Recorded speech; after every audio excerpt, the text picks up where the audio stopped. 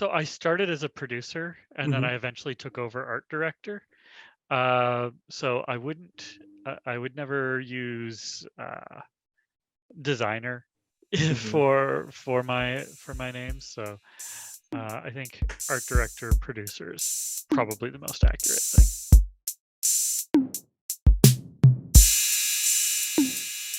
I looked up your profile or your art page and saw a lot of cool artwork from the game, concept art, but also Thanks. like your fun fan art and like more silly things of like Yeah. mashing things together or just like kind of comic strip kind of things Yep. too.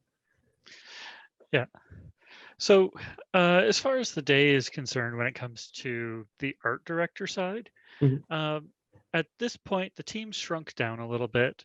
So my day to day now is kind of managing a lot of feedback regarding UI changes that need to be made because we're getting close to the end of things. Hmm. So it's a lot of UI adjustments, finishing up some last few screens that haven't made it in yet.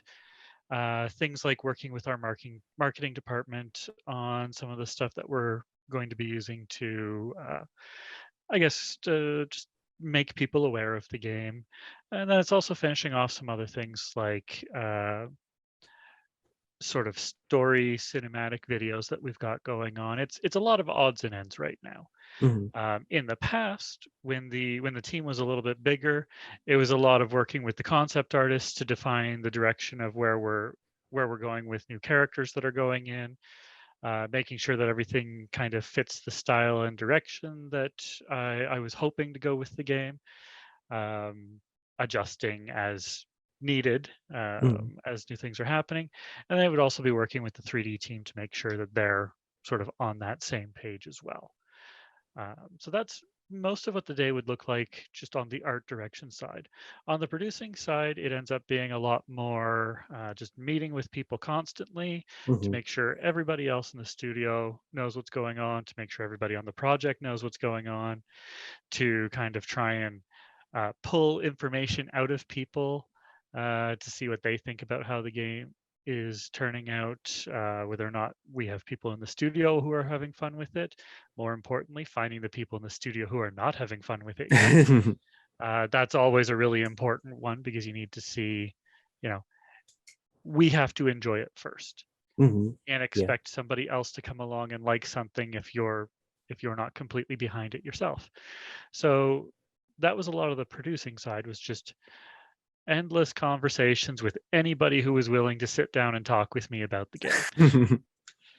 And I guess did it start off in the beginning of the game like you're more artist focused and then towards the end it's more producer focused now that most of the art is like done? It's been a mash all the way through. So early on, a big a big part of the job where I was sort of blending some of those roles, but early on, a lot of it is making sure that everybody is on the same page. Hmm. And also making sure that we're sort of coming up with methods to do this that we can actually achieve in the timeline that we've got. So it means, finding early problem areas where maybe we need to cut some of this stuff. Maybe we wish list this. Maybe if we change this to be a little bit more modular, we can do 3 times as much. So early on, it's a lot of just problem solving and trying to set the ship in a direction where we can just let everybody work. Hmm. And also making sure that people like upper management are confident in the direction that we're going so that we have the freedom to do the things that we think we need to do. So that's early on. And then it's towards the end is when you get into all the scary stuff, like making sure you can actually polish everything to the degree that you need to, Hmm. making sure that everything has actually turned out the way you thought it would, adjusting the things that didn't turn out the way you thought they would, and kind of just trying to come in and get to that finish line uh, in one piece. Yeah. Uh, I played the demo last week and a little bit this week because it's a lot of fun. But good. I guess what can you? What's your, I guess, power chord pitch in as little or as many words as you want to say? Like, what is the game? So Power Chord is a roguelike deck builder where you are sort of creating your band of characters, each with their own unique abilities, cards, skills, in order to fend off sort of a demon invasion of your rock-themed world. That kind of describes Power Chord, if we were trying to sum it up. And then how did you get from, I guess, how did you get to the idea of putting a rock and roll card fighter, like those two things together?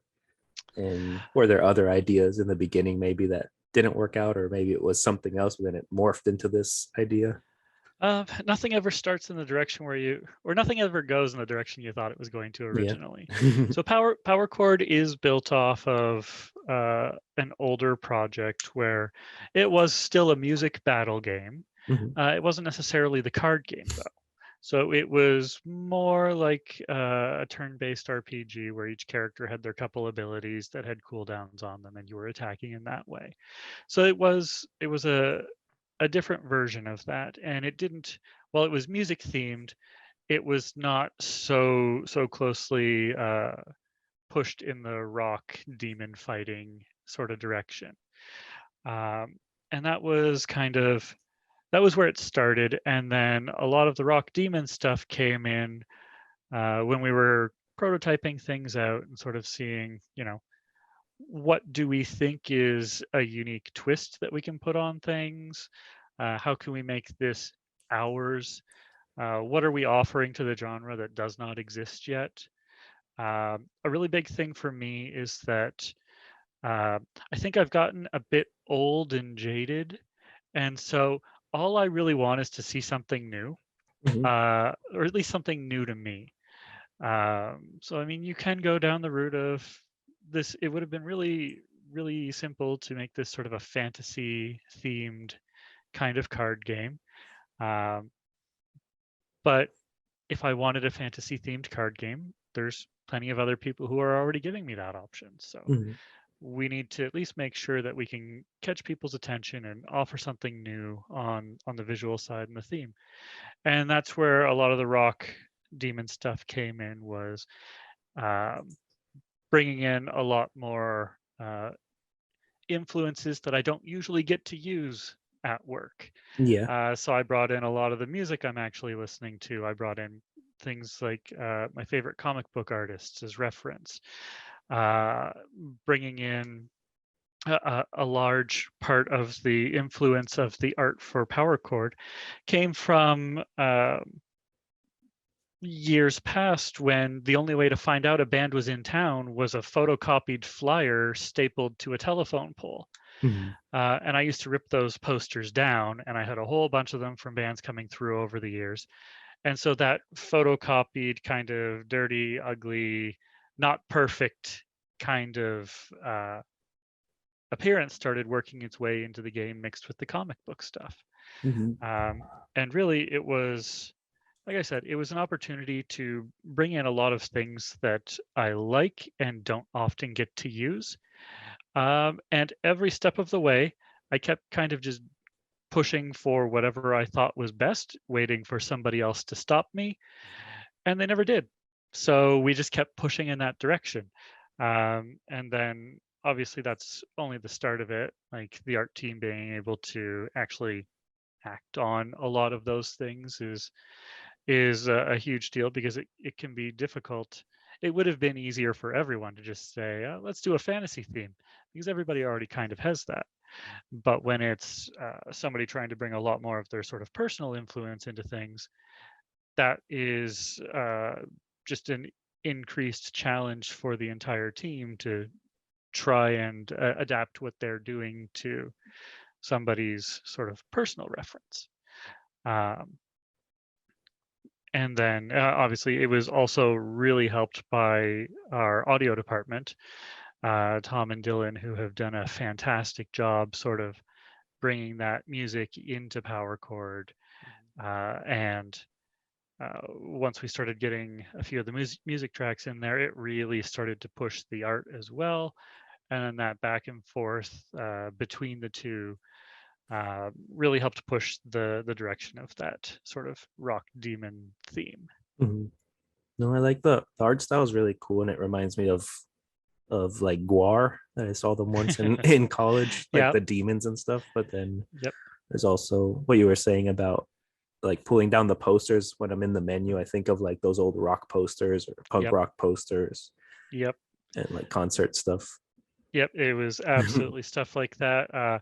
There was Guar in the reference folder. There were things like Lordy, um, just from like the visual point of view. Um, then there was TV shows like Todd and the Book of Pure Evil, um, comic book artists like Sean Murphy, Matteo Scalera, Eric Powell. Mm, These people who kind of have that uh, a super energetic feel to what they're doing, where it's not about perfection, it's about capturing the energy of what you're doing. Like that stuff came into it a lot. I know from my point of view, I always make a playlist at the start of any game, mhm, just to try and help set a theme for myself when I'm working on art. And this one had it started with Red Fang. There was some Orange Goblin afterwards. Just anything that had a sort of an intense push where the momentum never slowed down. That was always the goal, is that it had to feel like it was always pushing forward. And so in any of the art reference or the musical reference, that was always the thing, is keeping that feeling of momentum through it mhm. all. Yeah, no, the I guess when I started the demo, it was so it starts off kind of with a tutorial, like Yep. a few levels, but I thought that was how the game was going to be. And I love like the storytelling, like in between and the voiceover and everything like Yeah. that. And then it became more. So I think the first day I just basically played the tutorial and I was like, this is cool. It's like a story thing. But then Yeah. I got to the roguelike thing after when I came back to it this Yeah. week. But I don't know, I love like the world is very cool. It's a fun one to play around with. Mm-hmm. And yeah, like you said, there is some story to it, but being a roguelike game, your story is really, you need a premise that people enjoy playing through. You Mm-hmm. need an end goal that people know that they're after, and then you kind of set them free and you let them play the game and hit their, when you hit your milestones, you're going to get some more of those story pieces. So you get Mm-hmm. past some bosses, you get towards the end, you're going to start getting a little more of that, letting you know how you're doing. But really, it's, from my point of view, it's about setting that world, pointing you, the player, in a direction, and then letting you sort of uh, create your story as you go. Mm-hmm. That's the big thing about the roguelike kind of experience here, and especially when it's the deck builder as well. Um, uh, I'm I'm happiest when the player wants to tell the story of the crazy thing they did, Mm-hmm. as opposed to repeat the story that we want to tell you. I don't. I want everybody to like the story that we're presenting there, Mm-hmm. but I really want you to like the stories that you write just in your own gameplay of, I picked Yeah. up this and then this person died, and then I just scraped by through this and barely beat the boss pulling out this giant move. Those are the real stories that come out of these kinds of games that are exciting to hear. Yeah. It's like having a starting point and then a blank canvas after that for to do your own Yep. thing. Yeah, we give you a little bit of direction along the way, Mm-hmm. but we just want you to know, here's where you are, here's where you're going. The trek is yours. Yeah. I guess what I liked about that too is that the tutorial didn't feel like a tutorial like press A to do it was like how Yeah. card games work. Yep. Um we're just gonna introduce like these types of mechanics in this level and this Yeah. and this and then now you're off, do your thing. Yep. It's always a bit of a balance there, in that we know that the people who are going to jump onto this early on, you're going to get a lot of people who are experienced with other card games. Mhm. We want that. We don't want to be the only card game you play. We want to be one of a bunch of card games that you also play. Uh, so we want to make sure that we're teaching you the things that make us unique, as opposed to trying to teach you everything about the genre, because we know um, there's other deck builders out there. There's Slay the Spire, Hmm. and there's Monster Train, and any number of other big ones that we know a lot of people have already been through first. So we're not going to treat you like you're new. On the other side of that is the balance that any game is going to be somebody's first. Yeah. Uh, so we have people in the studio even where this is their first card deck builder that they've played. So that's great for us because then we can also make sure that we're teaching people who are completely new to the genre while trusting that people who have played some of the other ones are going to be able to jump in and just run with it.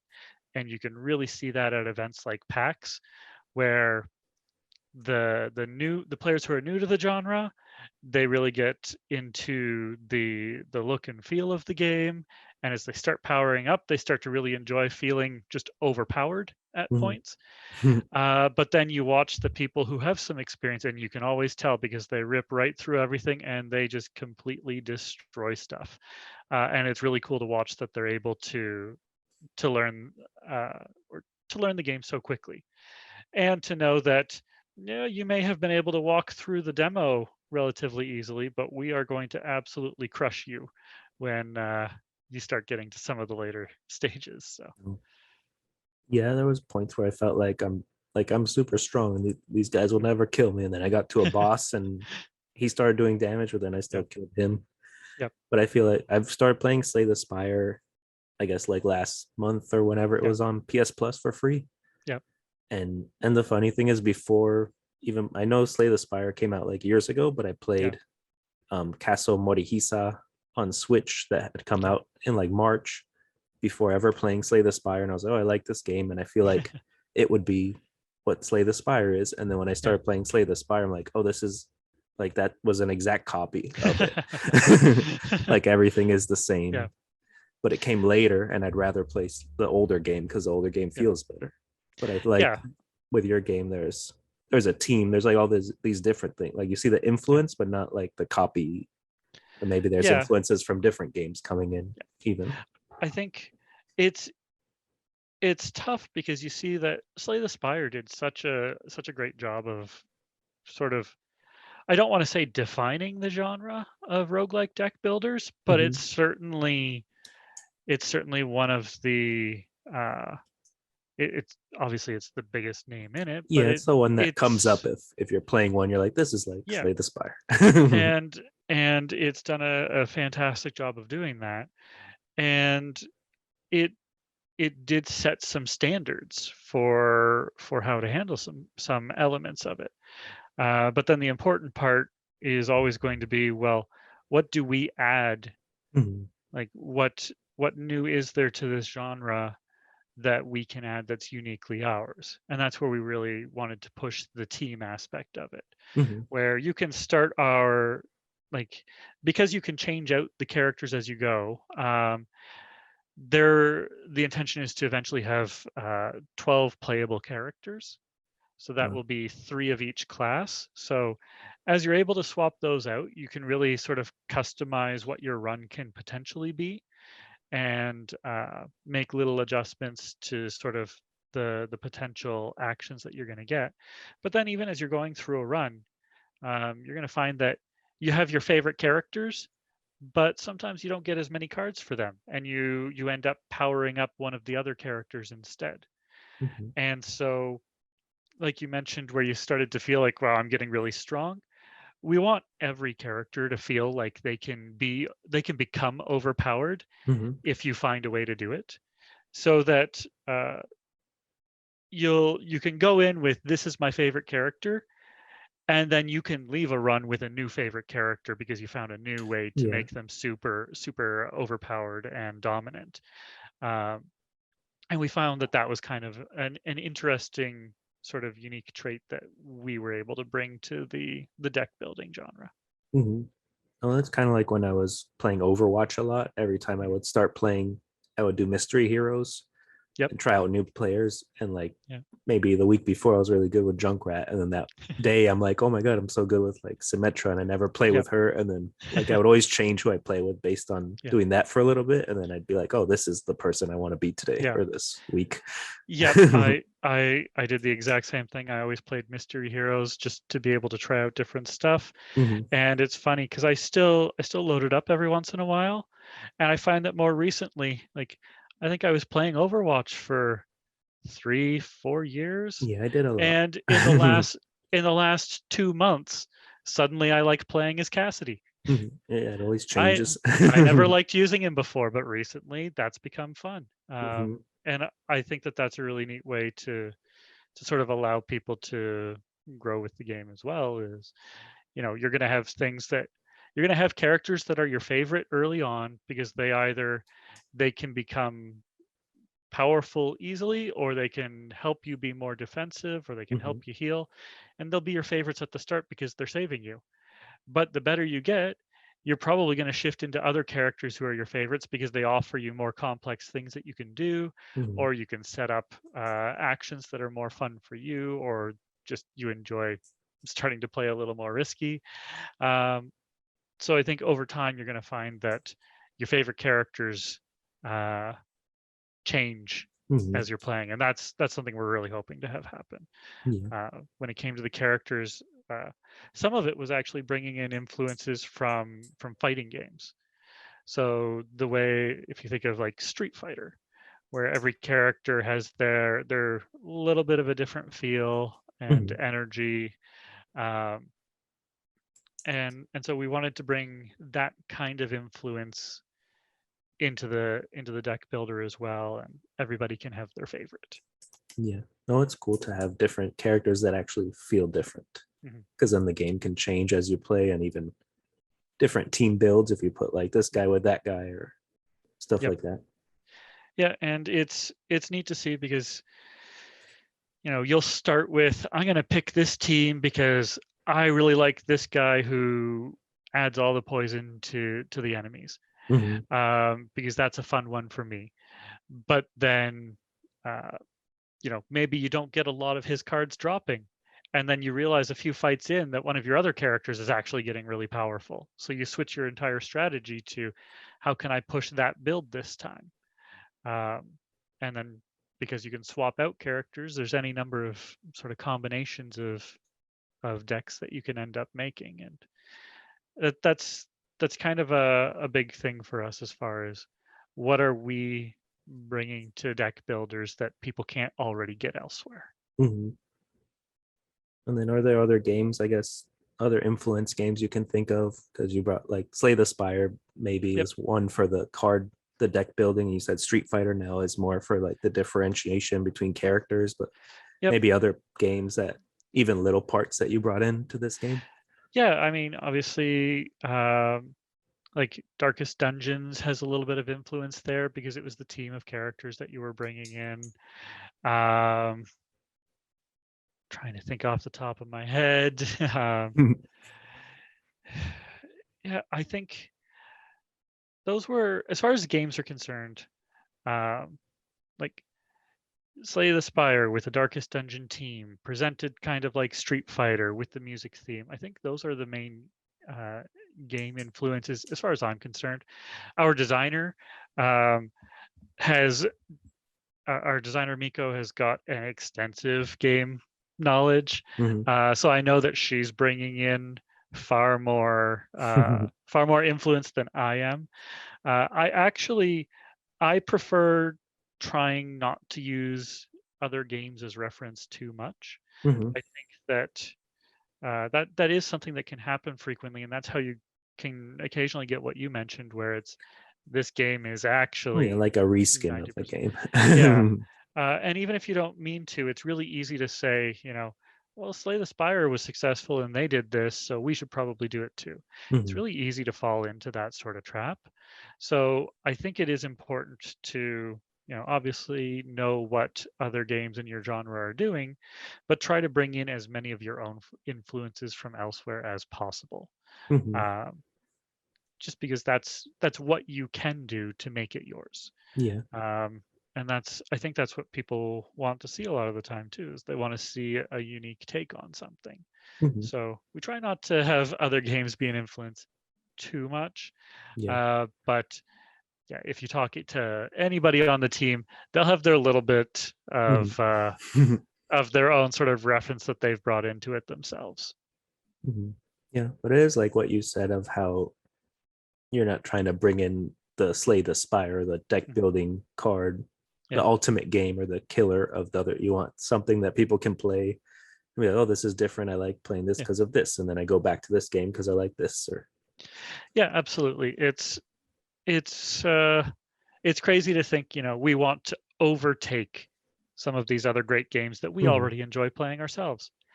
No, but I Yeah. I want you to be like, you know what? I'll play this game for a bit. I'll switch over to that game, and then I'm going to come back to this one because I thought of a new strategy I want to try. We want to be a game that you also play, um, because yeah, there are some huge games out there that people have been playing for years. I know it's just people's time is valuable, Mhm. and they really get into their specific games, and even just people giving you a try in the first place is a big deal. So yeah, you want to make sure that people start to fit time in for you into their schedules. And I know I probably have 20 different games installed on my computer right now, and any given day, any one of them could be started up. Yeah. And I think that's kind of where you want your game to live. I mean, it'd be great to be the game that completely consumes somebody's life, I Mhm. guess. Maybe that's not a great way to say it, but sure, it'd be great to be that game where people play that and only that. But um, to start, we want you to see that this is a game you should also be playing. Mhm. Um, Instead of trying to make you quit one of those other games, Yeah. or worse, have you say that our game is close enough to those that you don't need to. Mhm. That'd be far worse. We want to be the game that you also play. Yeah.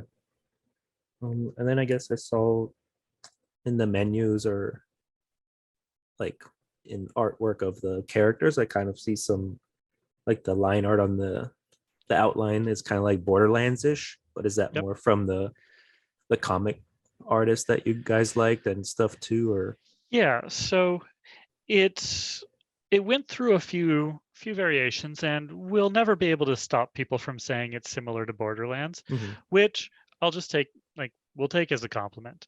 That was never the intention, but it was impossible not to have people make that comparison. Mhm. But yeah, a lot of the thick outlines and scratchy lines within the characters, and trying to bring in a little more cell shading and some sort of halftone photocopy style artifacts into the art.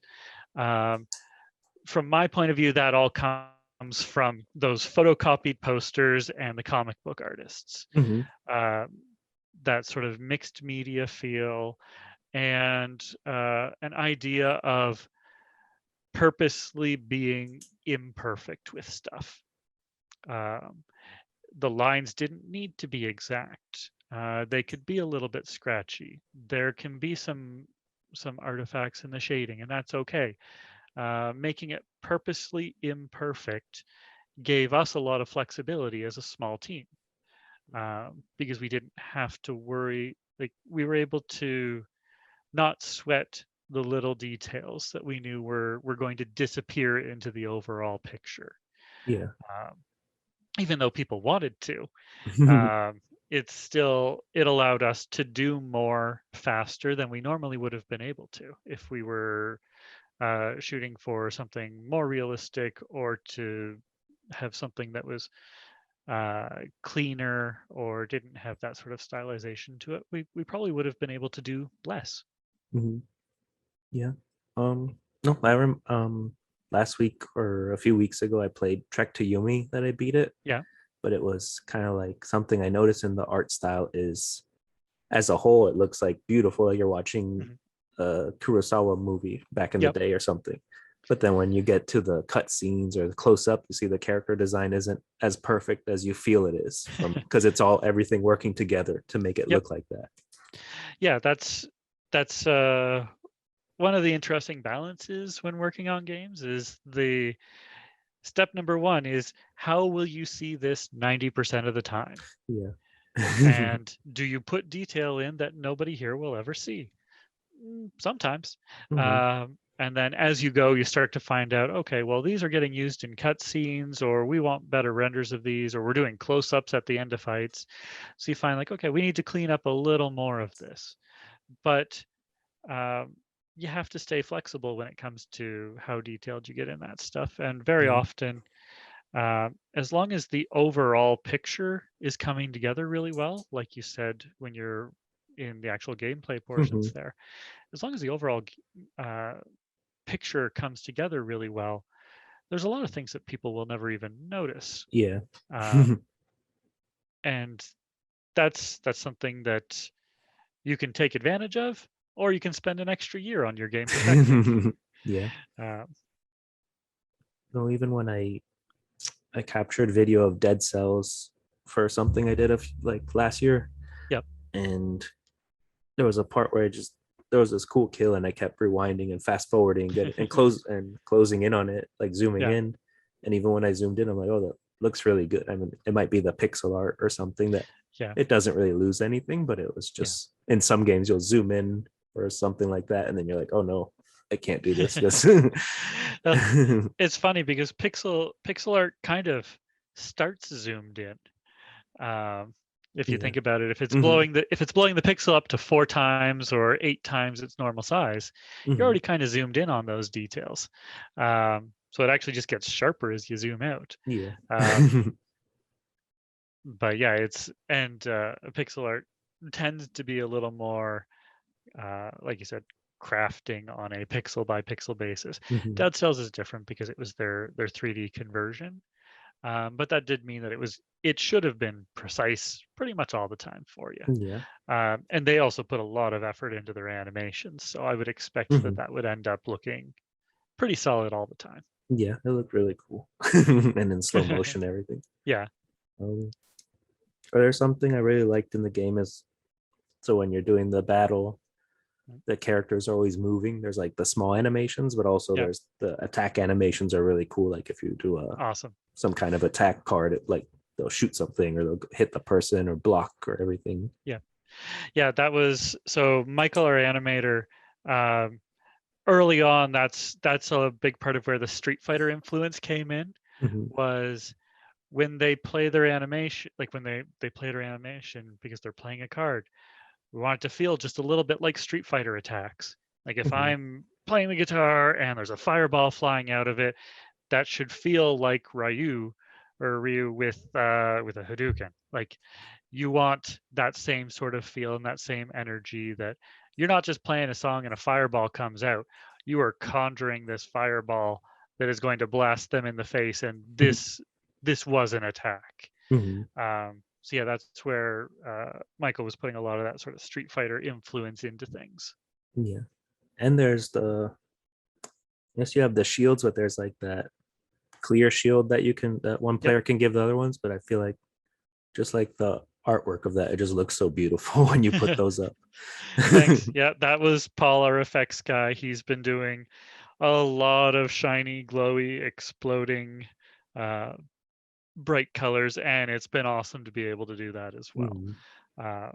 I really think that um, not to try and brag or anything, but I think we really do have a, a great looking game just because of how all of those things are coming together. Mhm. The effects, the animations, the character work. Um, like the team has done a really great job of bringing all of that stuff together, and um, it's exciting to sort of have something that does feel really unique right now, even if it is kind of just a mashup of 5 or 6 different things. It's still a mashup that I know personally I've never got to do before. Mhm. So it's fun seeing all of that stuff come together. No, no. As I noticed, the user interface is really cool in a lot of ways because there's some games I played, like the card games, where Mm. and all kinds where you're maybe sometimes you go to read a card and it's like blocked by something or Yeah, something like that. But the so in this game you have the top half of the screen is the stage and the fight, and then it's yeah. like kind of dark, so everything pops Mhm. and things don't get in the way. Well, we definitely had our moments when there were cards you couldn't read. Yeah. Not gonna pretend that never happened, but that usability, that's one of the advantages that we have by kind of coming into the deck builder genre now, is that there's a lot of other games that we can learn from. You Yeah. can learn the good things, you can learn the issues that they had, and then you can put a lot of that effort into trying to alleviate it in your own game. So things like um, being able to read the cards. We know that ours can have a fair bit of text at times, so making sure that our tooltips are always easy to get, making sure that the cards are always visible and we're not covering up half of them all the time. Mhm. And if we are, it's got to be real easy to pop that out and see what it does say. It's it's been a bit of a balance doing that because the art style can also be quite loud at Mhm. times. So it's always a bit of back and forth, and that's where it's actually a lot of the stuff that we're looking at right now are those revisions to make exactly that sort of thing even easier. Mhm. Um, or maybe just easier. Maybe it's not already easy, but we want to make that easy for people so that they're always getting the information they need when they need it. Yeah. And I feel like the cards, even when they have a lot of words, if you just hover over it, you'll get like if you read something, you're like, I don't know what that Yeah, means. It'll give you like the little definition. yeah, It's very concise and simple. So it's just like, okay, this, and then now you know that symbol means yeah, this. So I'm gonna use this card for that. yep. And that was our answer to tutorials. Like Mhm. you mentioned, where we tried really hard not to have an extensive tutorial at the start, but there are so many terms and just descriptions that you need in this game that Mhm. it was going to be impossible for us to have a really expansive tutorial. So those tooltips are really our answer to how to teach you everything you need to know when you need to know it. Yeah. But even in, I guess when you play tabletop card games, Mhm. you might maybe you and a friend have played Magic before, and then you start playing a Yeah, new game, and you're like, "What is this word?" And your friend's just like, "Oh no, it means this from Magic." And you're like, "Oh, it's the same. They just changed the word." yeah, There's like a lot of stuff like that usually, and like we're yeah. gonna use this word. We were trying to be careful with that because you want to make all the terms unique and fit Mhm. your theme, but you also want people to know what it is without having to ask you. Yeah. So we ended up probably playing it safer on a lot of terms than we needed to. If there was a standard, we're going to try and follow the standard here so that there's one less thing for you to learn. Sure, we could have changed the word power or poison to something else, but you know what poison means, or at Mhm. least you got a good idea. You know Yeah. it's bad, and that's what's important.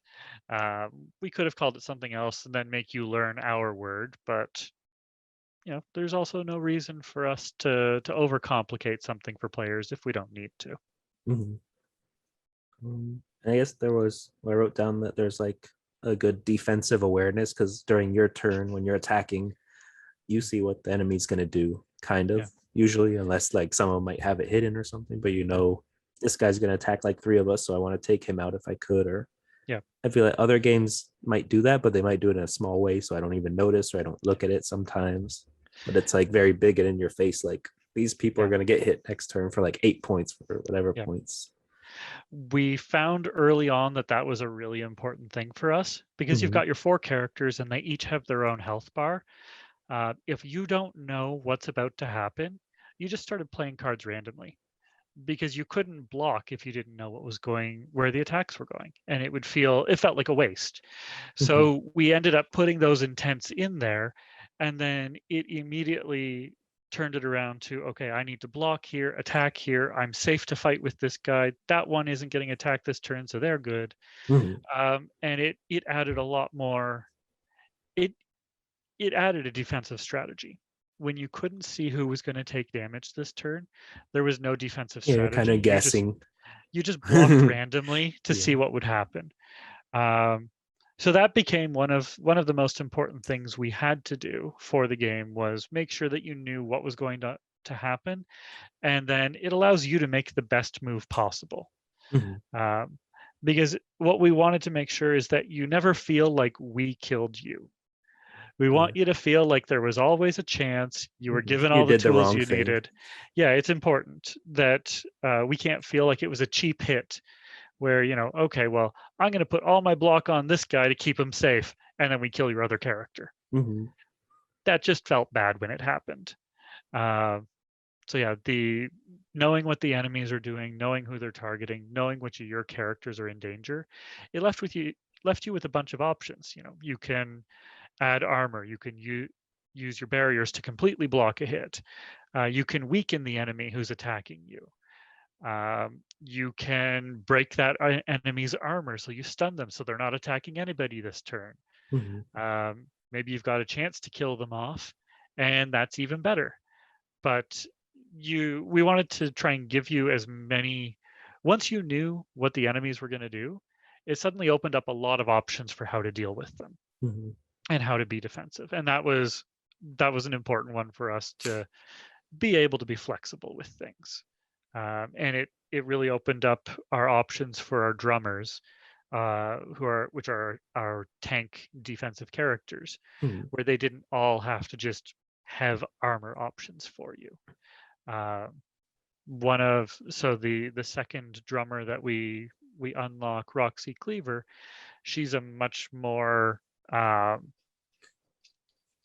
offensive sort of character, um, where you can choose that, I don't need armor this time, so put it all into my attack, and I'll kill the characters off instead of blocking. Mhm. Um, or this time I can't do that, so let's put all of that ability into blocking instead. Um, Instead of just needing characters who strictly are blocking. Mhm. Um, it gave us more options for things. So Yeah. Well, it's cool because you have more people to take damage, I guess, also. So it could yep, be spread out, the people that you need to protect and stuff. yeah, Because in other games, when you're one player, it's like, okay, I can, like, maybe this guy I'm fighting hits really hard and I just need to mhm, take 10 damage away from him to yep, kill him, but I only have like the cards to take 9. So I guess yeah, I have to make a block so I don't die. yeah. And that was something that we also learned early on, is because you've got the four characters, at a certain point, um, it plays into the idea of, this game is not about being perfect. Mhm. You can't block for everybody. Somebody's going to take a little bit of damage, and now you're deciding who can take that damage, who's got the worst damage, who can afford it, who can heal the easiest. Mhm. So it starts coming into, you manage a little bit of what damage do you want to take. Um, and that was another thing that our four characters really kind of brought out, that sort of unique element to the game.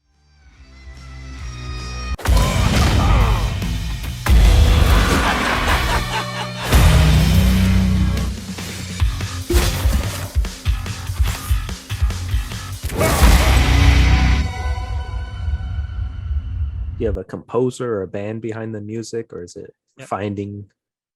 making So music or finding music to put into the game? it is making music. Mhm. So our composer Tom has written all of the music for the game, um, and yeah, he's done a fantastic job on it. And I think it's really, really helped define exactly what the game is. Um, because you can't have a game with a rock theme and then have bad music. Yeah. You can't do that. It kills your credibility to do a bad job on the music. And so that's one of the best things I think we actually have going for us.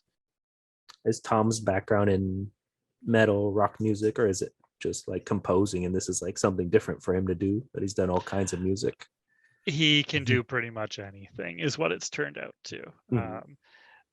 This is his first project with the studio, Mhm. and so when he was brought in, it was like, just the styles of his examples that he had done for other things, where they're very different.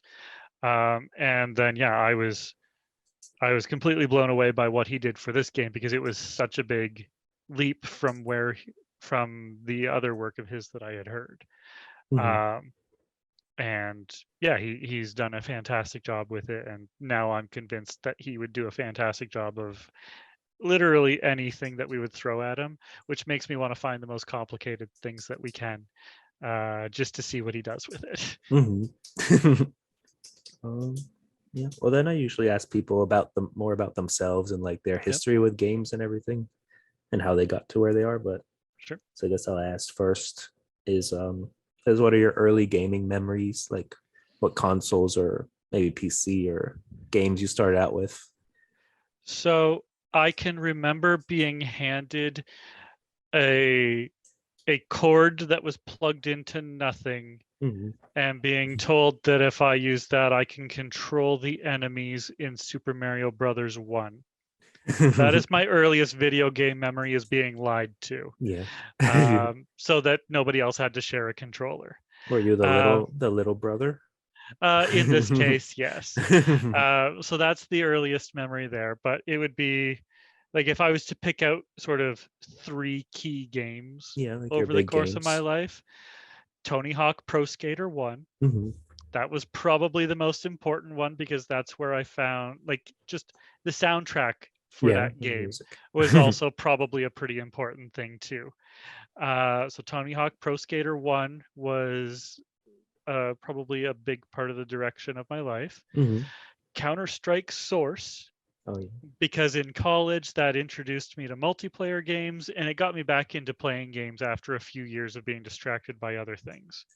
So Counter-Strike Source was a big one, and I got plenty of memories of sitting in my bedroom, yelling at my roommate who was a few rooms over, who was playing in the same map as me, and just trying to yell back and forth at each other about it. And then the third big game was probably Team Fortress 2. Oh yeah. Uh, I I started playing that back when it was, dude, less squeaking. I started playing that back when you still like I bought the physical disc Mhm. for Orange For Box and like started playing Team Fortress 2 at that point, and that was another big leap because it was like it was a super stylized cartoony thing, yet it was a very competitive multiplayer game, and then the class-based nature of it, and then I continued playing it long enough that it eventually turned into a free-to-play a free game, game. Yeah. and seeing how they handled that as well was really interesting because it went free to play once I had already started working in games Mhm. in mobile and free to play. So suddenly it became a big influence for the kind of stuff that I was doing there as well. Um, but those are probably the three sort of key games. Mhm. I can remember other stuff like beating all of the Donkey Kong Country games to 103% because I'd only get one game a year for Christmas, Oh yeah. and then I had to play that game until next Christmas. I can remember, you know, renting the same copy of NBA Live 95 every weekend from the store. Mhm. And I had to keep renting it every weekend to make sure that somebody else couldn't erase my game. Oh. So if I'm the only person who can rent the game, nobody can mess with my team that I had made for it. Yeah. And I used to have a pad of paper beside it, and I'd write down like my team's stats at the end of every game. And it was, I really, I put too much work into that rented copy. Mhm. But yeah, those are probably the big sort of game influences for me personally. Yeah. No, I love all the Tony Hawk games, and when they brought it Yeah, back, I was like, I'm gonna play so much of this, and then yeah, I didn't play as much as I wanted to, but I always think about playing it, and I have it now. yeah. Yeah, I actually got my 64 out of the basement a few weeks ago Mhm. to try and play some of the older games I still had for it. Some of them don't work anymore, but Yeah. Tony Hawk did. Except now apparently I'm terrible at it, and I did not see that coming. Yeah, I But tried the it's not the remake, but the PC version that they did Yeah. of a Tony Hawk game. That's still like the old version, and I was like, Yeah. this is terrible. Or I'm just terrible at it now. I used to be so good at Yeah. combos and everything. Yeah. Apparently, I'm bad at every game I used to think I was good Yeah. at. Oh, and did you watch the Tony Hawk documentary on HBO? No, I have not seen that. It's really good. We watched Yeah. it the other day, but I feel Yeah. like there's a lot about his life that I didn't know. I Yeah. just thought he was like this awesome nerdy skateboarder that we always knew, Yeah. and when I got into him, he was already, it was the 90s, so he was a little older, Yeah. but but he did like so much. It's very cool. Yeah. I never knew much about him beyond having his own video game Yeah, it series. was just like he's like the Madden and the Tiger Woods guy Yeah, of exactly. skateboarding. Yep. Um, and then did you grow? You are you in Canada now? Yep. And Yeah, you grew always been. and you were born there. Yeah. So I'm about 2.5 hours away from where I grew up. Mm-hmm. And, when I started at Big Blue Bubble, it was actually, I guess I started with Big Blue Bubble about 12 years ago now, almost, or exactly like last week, I think it was 12 years. But yeah, it was, lived in Southern Ontario for 19 years, went off to the city for school, stayed there, started working in games as a very high level. What's the fastest way to describe 39 years of life? um, and I guess what was the gaming scene like growing up? Did you have arcades to go to, or was it more playing with your friends at their houses or on your Uh, own? so I grew up in a small farming town. Mm-hmm. There was no arcade. There would be corner stores that might have an arcade machine in them. Yeah. Like I watched a lot of the demo screen for Street Fighter 2. Uh, I didn't have a lot of my own quarters at the time, but I would have watched a lot of that. So it was really about who had what console. Mm-hmm. So I had Nintendo, so I never played Sega. Like I never played a Genesis, or very Yeah. rarely. And then I had a 64, so I never really played a PlayStation either. Mm-hmm. Um, but like some of those memories growing up of playing games with other people were skipping school to play GoldenEye. Yeah. That was a big one. And then I remember like that was a big one for me because then it was saving up over the course of a summer to buy myself a 64, Mm-hmm. which is difficult to do when you're talking $3-4 at a time. Yeah. It's not easy to save that up. Um, but yeah, it's playing GoldenEye and multiplayer stuff like that. Um, Halo was the other one where I never actually really got into Halo myself, Mm-hmm. but some of my best memories of Halo are LAN parties Yeah. at friends' houses where, you know, you'd have teams of 4 set up all around the house and you're Mm-hmm. yelling to each other while their parents are wishing you would leave. Um, and just yelling back and forth and picking those fights. And I think those LAN party for Halo, like those were interesting because that was the first time of seeing like what's it like to play a game against someone who can't see your screen and knows what you're doing. Yeah. Because that's what GoldenEye always It was turned always, into don't was look at my screen. yeah, it was always I know exactly where you are, so it's Yeah. going to come down to which one of us has a faster trigger. Mm-hmm. Um, and Halo was the one where you see like okay, uh, when you can't see another person's screen, it completely changes how games are going to be played. Mm-hmm. So that was sort of my game experience growing up because to find an arcade, you had to go to a city that was hour and a half, 2 hours drive away. Mm-hmm. Um, so when you did get to do that, it was a pretty big deal, but you didn't get to do it very often. Yeah. We didn't have many arcades in Miami except for like maybe in a bowling alley or Yeah, in places that would have like smaller or movie theaters, smaller yeah, arcades. yeah. We had a bowling alley that eventually did have a few games, so I Mm-hmm. played a lot of Area 51 at lunch. Yeah. Um, I don't remember what else it had. I think it had uh, the X-Men arcade game. The one that had I think it was 5 controllers, Mm-hmm. and each controller was locked to which character it was. Yeah. So I think it had that as well. But yeah, for me, it was more about who had what, and that's where we're going. Mm-hmm. So So I grew up on the Nintendo consoles up to N64 also, and then Yeah, I had friends that had Genesis, so I'd play it at their house, and a friend with yeah, PlayStation, but it yeah, was always Nintendo here. yeah, Hmm. And also I guess your Counter Strike in was in college, you said, when you guys were yeah, playing. For me, it yeah, was Halo and Halo 2, but it was yeah. like LAN parties in our dorm, and people that didn't have Xboxes would just like we'd be playing with our doors open. People that didn't have Yeah, Xboxes would walk in, and we all knew each other by our gamer tag names. yeah. Oh, that's a fun one. I definitely had people that I don't know their real names. Yeah. I they were friends, but I have no idea what their real name was. Counter Strike was like starting up Counter Strike Source was funny because again, I had to buy the box in the store, and it came with Steam on a disc.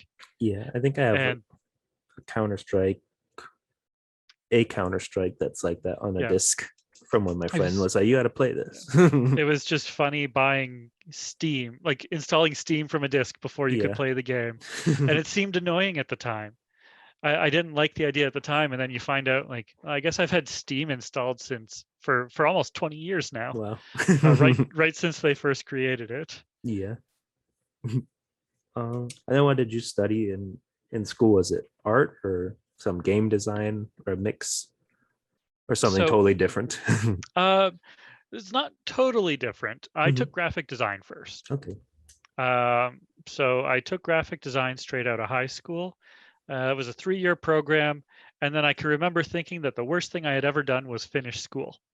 Hmm. Because 6 months out from school, I wasn't doing anything with it. But I had always been drawing. Um, so I took graphic design, but it was mostly my drawing on the side that helped me get my start. Um, I did an art test for Big Blue Bubble, and I met with the art director at the time, and he had said that if I would have had some 3D experience, I probably would have been hired at the time. So I Hmm. failed my test. Oh.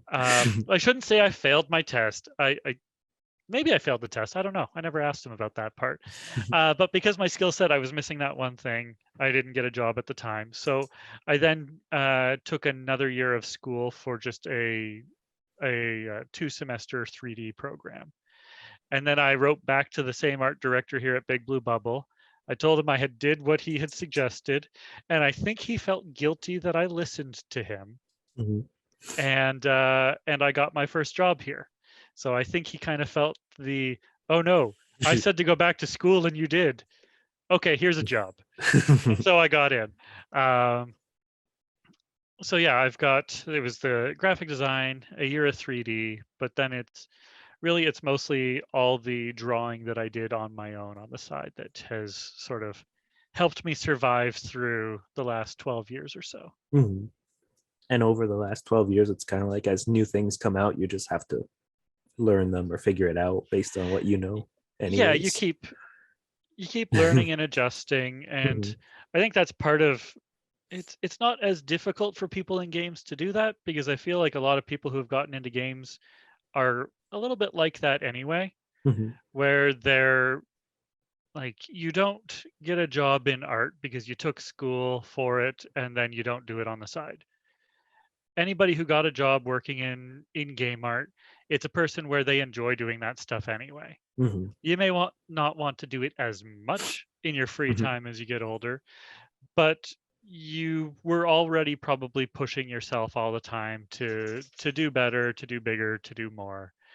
Um, so the idea of it can be hard to keep up with how fast everything changes. Um, but I think that generally games attracts people who like to adapt to that kind of stuff anyway. Hmm. And then I guess what are your hobbies and interests outside of gaming? I Oh, guess would it be art and music, that's maybe? that's the worst one. I took my hobby and I turned it into a job, and now I don't have a Yeah. hobby. No, that's all you I do. just have a side job now.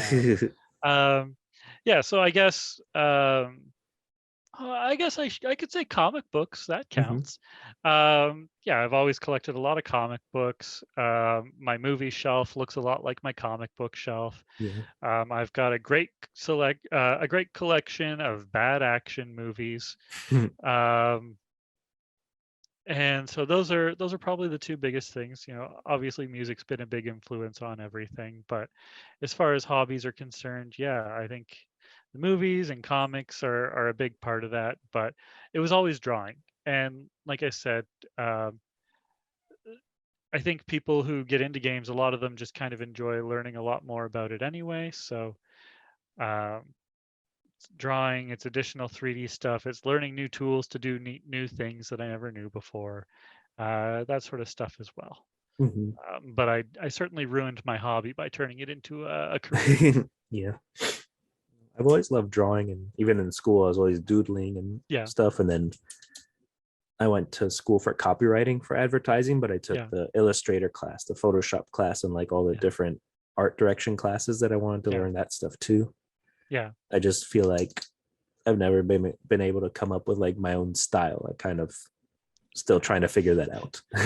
You know what? Style is a thing that happens. Hmm. Style is basically your shorthand version for drawing realistic stuff. It's what is your fast version for something? That's your Hmm. style.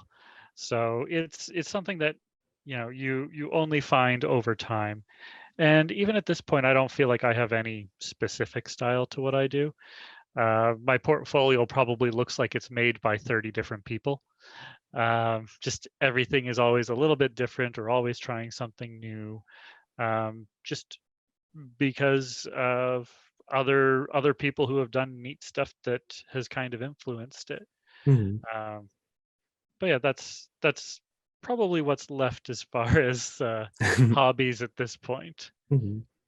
I feel looking at your work, I saw, I don't know what it was, but there was something common between a lot of it that it's like, oh, this is made by the same person, but maybe it is that it's like more of a chaos thing that everything's different and it comes I together in a way, or I don't Yeah, know. there's a little bit of stuff there where there's some cartoonish influence that gets into it. I think the comic books work its way in. I think music ends up working its way into a lot of my drawings, whether intentional or not. Power Chord is just a place where I got to really heavily do that. Um, but yeah, Mhm. it's I don't know, style is really it's that combination of all of your influences that are uniquely yours, and then it's the way you see stuff. Mhm. Because a lot of people will get into it wanting to do somebody else's style, Yeah. and that's where it's it can be good for your career where you need to work in somebody else's style. That's for sure.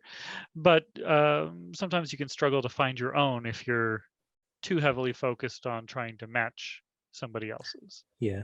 And sort of like in the, I guess in the voiceover world, you have the people that come in to do impressions, Yeah, or when like um a big actor doesn't want to do the cartoon version of yeah, something or something like that.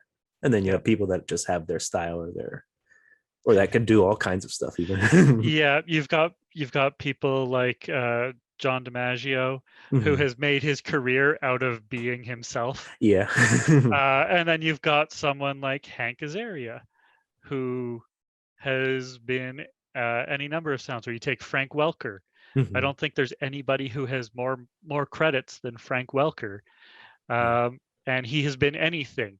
He'll be Yeah, Fred, he's been like, or if you'd like, he'll be a chainsaw. yeah. Um, it's that sort of stuff where some people they've got that insane range that can be anything you want, and other people all you want them to be is themselves. Mhm. Um, yeah, John DiMaggio is my favorite example of that. Yeah. I met him a few years ago here at SuperCon. He was super Yeah, cool.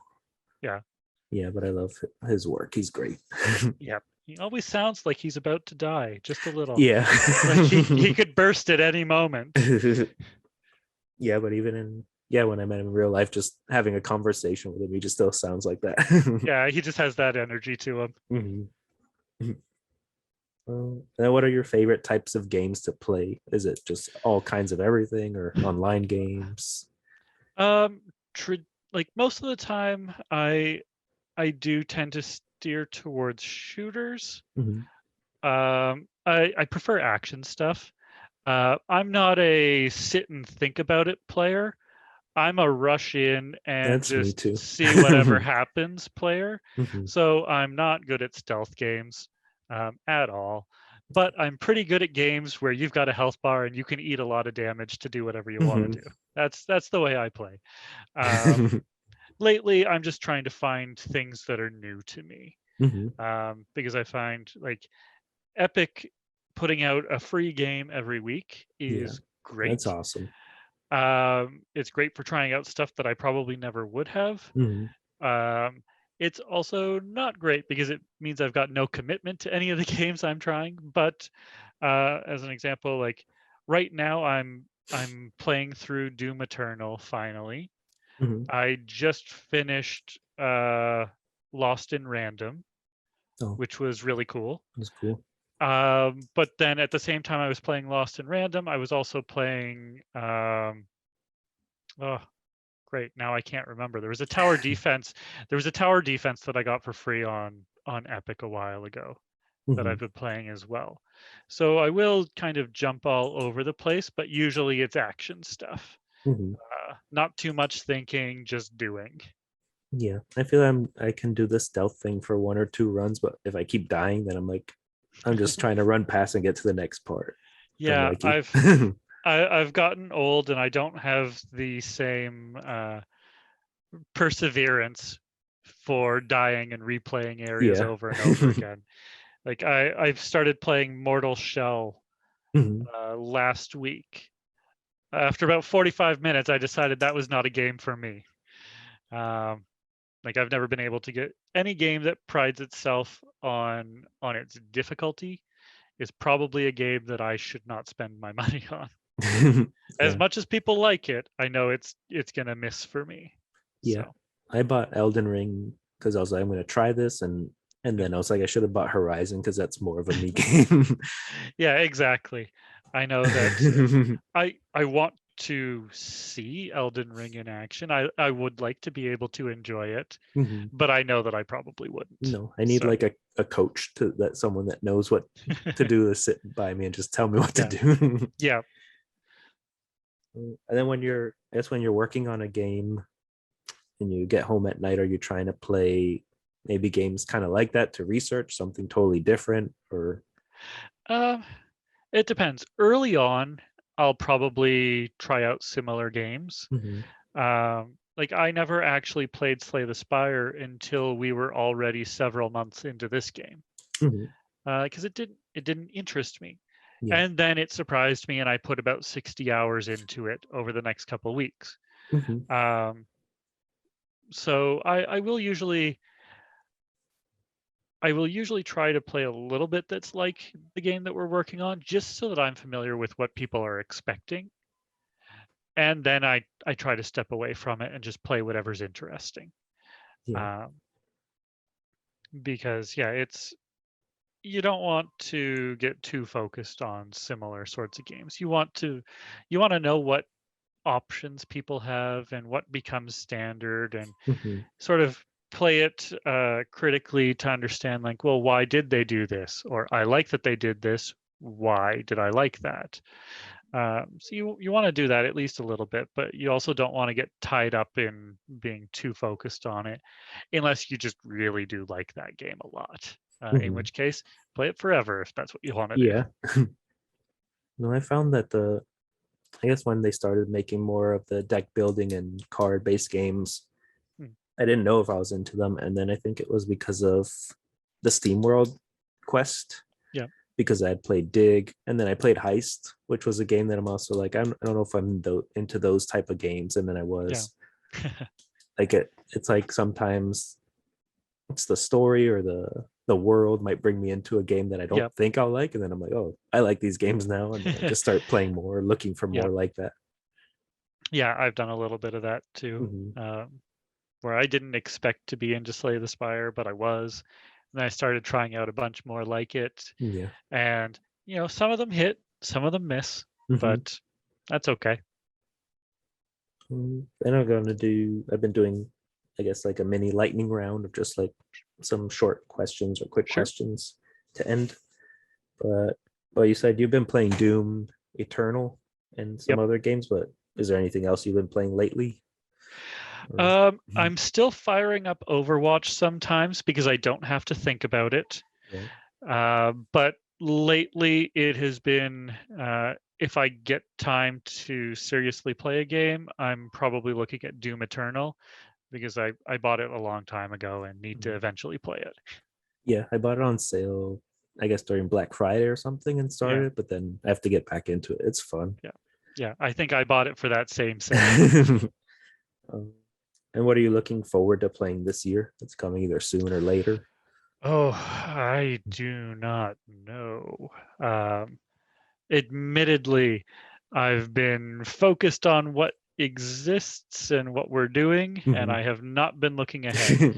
So what I'm more likely to do is once a week or so, just check Steam's coming soon and see what looks interesting. So Yeah. I guess actually from that point of view, there are a couple games on my wish list that look really interesting. Mhm. Um, what do I got? Uh, uh,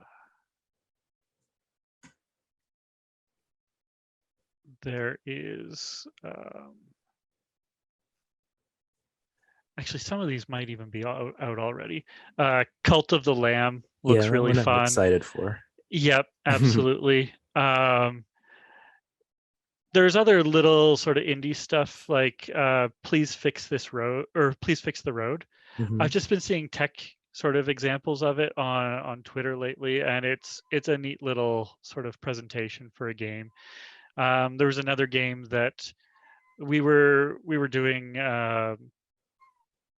sort of an event interview a couple months ago, and while I was waiting for mine to start, the person before us was demoing a game called You Suck at Parking. Um, and I went out and I grabbed the demo for it immediately afterwards. And I was like, that looks like a fun little thing to play. But yeah, Cult of the Lamb is probably one of the top ones there. Yeah.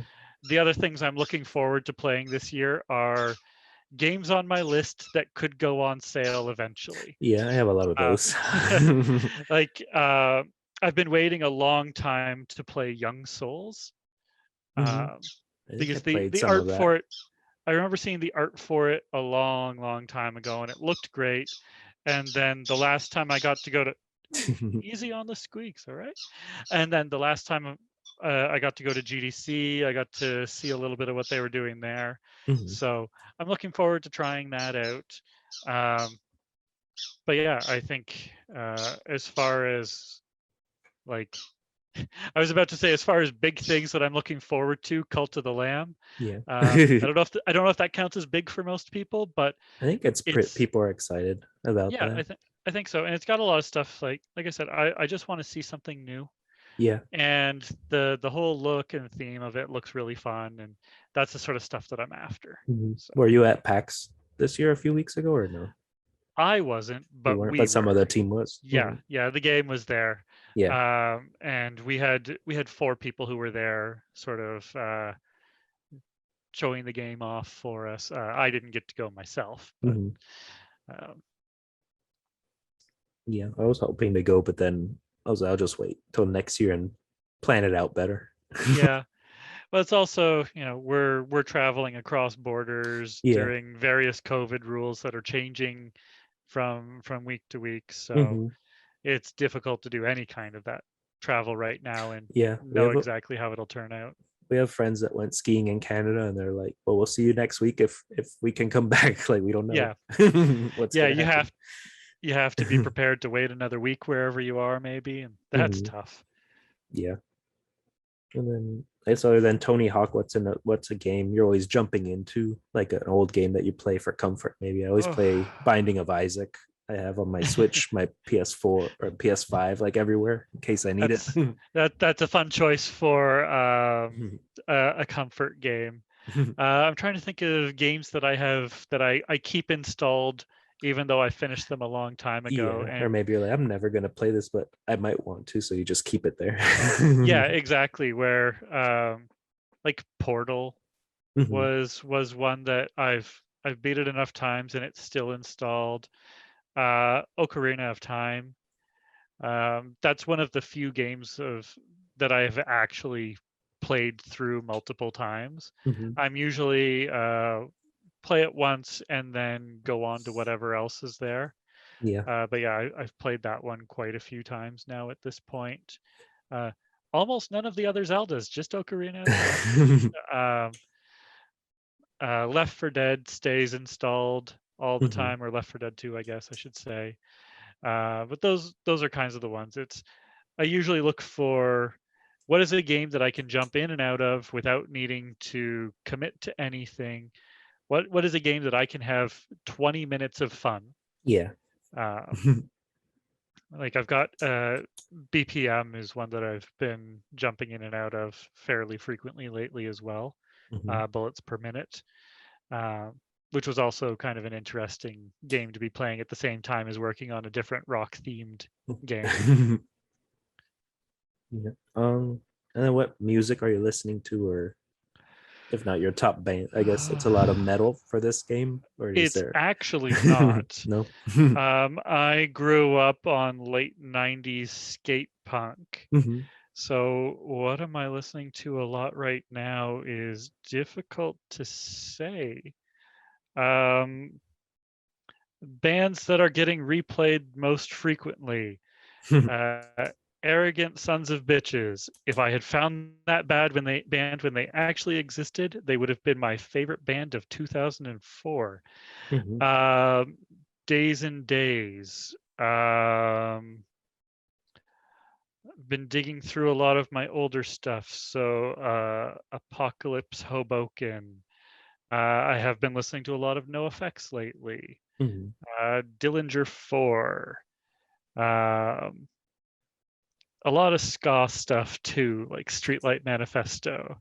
Mhm. So metal actually only comes up on occasion. Mainly because if you listen to too much metal, it can make all your punk sound slow. Yeah. Um, it's like switching classes in a game where you've been using like one of the small fast ones, and you switch to any average character, and it feels like it's slow and it plods. Um, so yeah, it's actually not as much metal as most people would expect. Mhm. I guess I have a friend that was always he would always listen to like screaming metal type stuff, Yeah, and I'd get in his car, and then I would just start listening to like the super fast drums and the yeah, like everything around it, and then I got into it more. But then we've yeah, seen like Lamb of God live because they opened for Metallica when we went, but yeah, there's a bunch of bands we've seen like open, I guess, for other bands.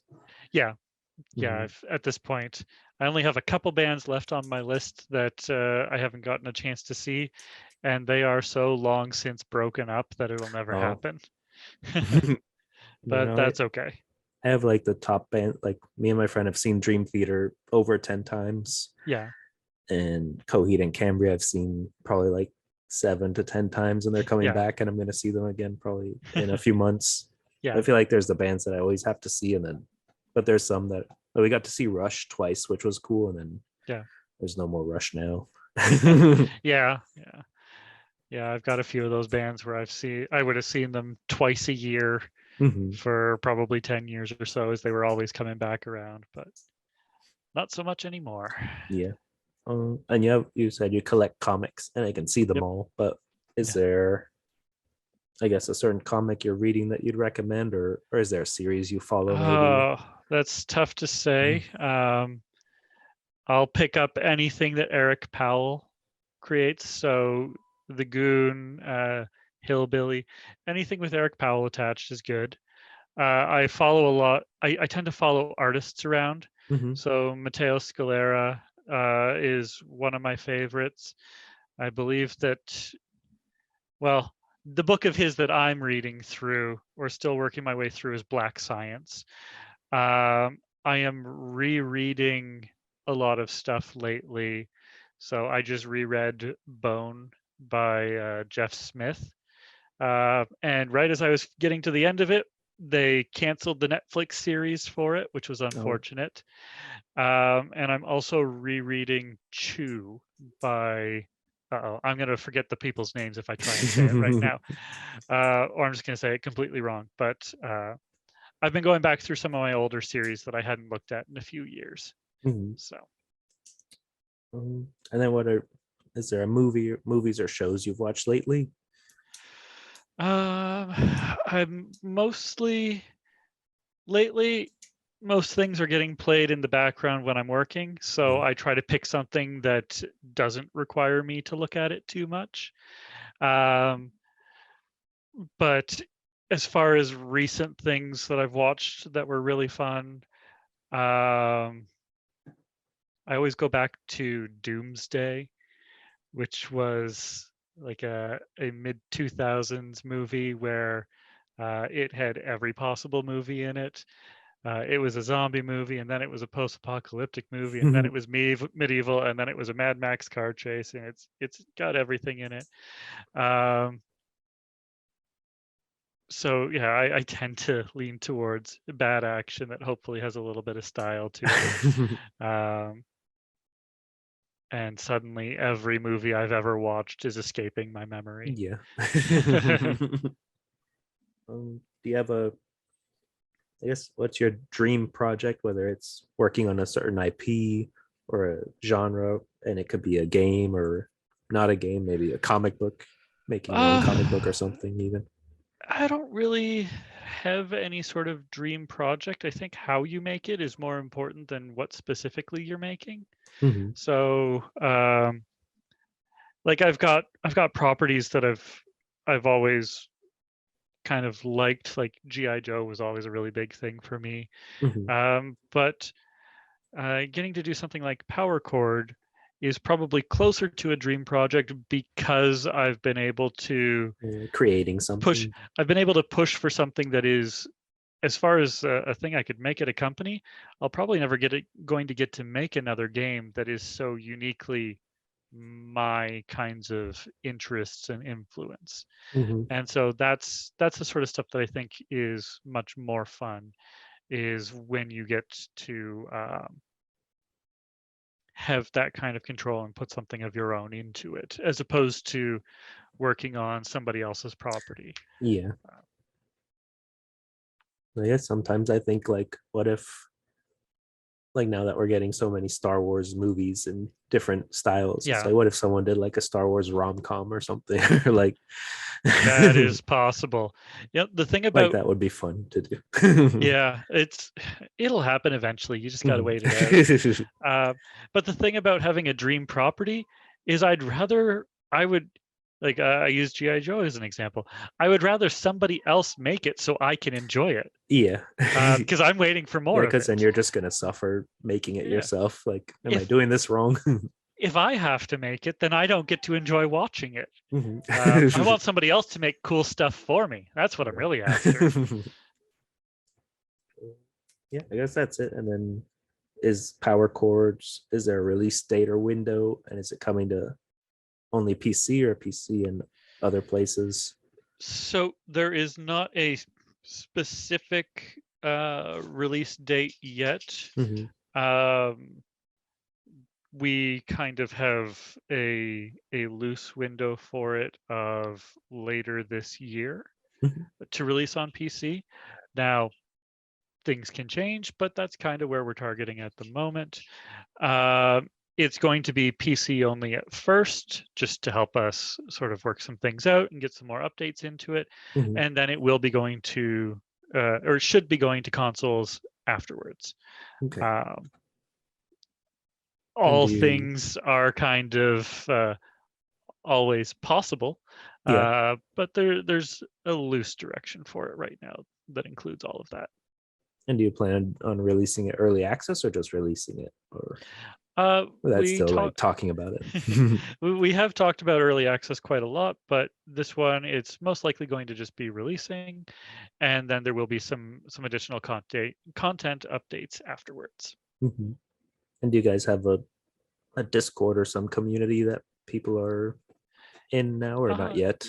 Yes, there should be a Discord that people can access to follow Hmm. along. I just know everyone has a Discord now, every game, but Everything especially has early yeah, access things too, and yeah, things that are in development or Kickstarters, especially. yep. Hmm. Well, you need that kind of feedback, and especially like a roguelike game is made on you discover weird combinations and let us know how it goes, Yeah. which means you discover weird combinations and let us know if it destroyed your game.